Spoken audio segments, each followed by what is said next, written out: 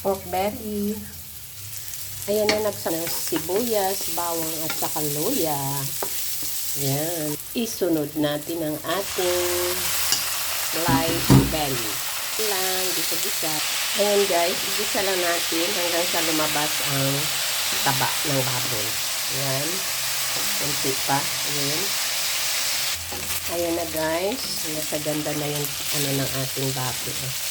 Ayan, ang ating karne maganda na yung texture niya.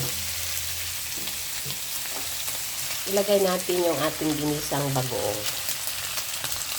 Ayan. Lagay tayo ng kalahati ng ating chili para lumabas ang anghang. Ayan na guys, ang ganda na. Lagay tayo ng gata. Ayan. Haluin natin. Yan guys, ang ating isisimmer lang natin ang ating karne para maluto siya. Sarap na siya, luto na. Yan.